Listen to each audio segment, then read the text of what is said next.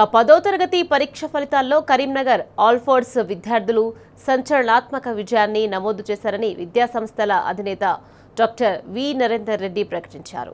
Karimnagar వావిలాలపల్లిలోని ఆల్ఫోర్డ్స్ trainee touts ప్రాంగణంలో ప్రత్యేక అభినందన సభ ఏర్పాటు చేశారు.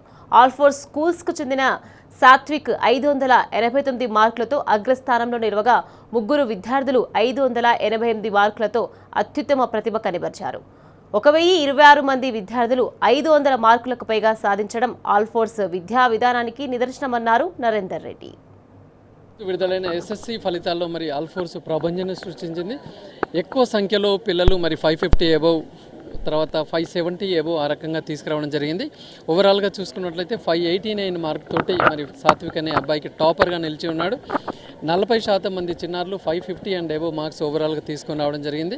అంతేకాకుండా 80% మంది చిన్నారులకి మరి 500 అండ్ అబవ్ మార్క్స్ రావడం జరిగింది.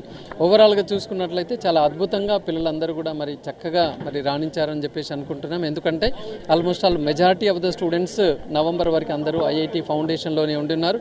అయినా పర్లేదు, ఉన్న తక్కువ సమయంలో పిల్లలు ఇంత చక్కటి రిజల్ట్ తీసుకొచ్చారంటే ఇవాళ చూడొచ్చు మనం. మేము 560 అబవ్ మాత్రమే ఇవాళ ప్రెస్ మీట్ పిలిస్తే 334 మంది చిన్నారులకు 560 అండ్ అబవ్ మార్క్స్ రావడం జరిగింది. అంటే ఒక సముద్రం లాగా ఉన్నారు.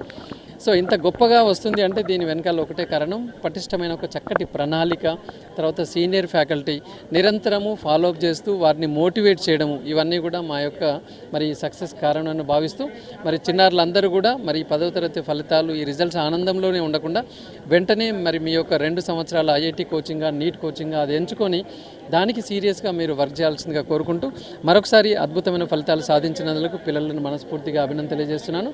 తల్లిదండ్రులకి తర్వాత అధ్యాపక బృందానికి హృదయపూర్వక ధన్యవాదాలు తెలియజేస్తున్నాను. And this is a proud and memorable moment in my life because I have secured 588 in SSC, and this achievement is not my alone. This is because of my beloved chairman sir Dr. V Narendra Reddy garu and principal sir, teachers and all the faculty.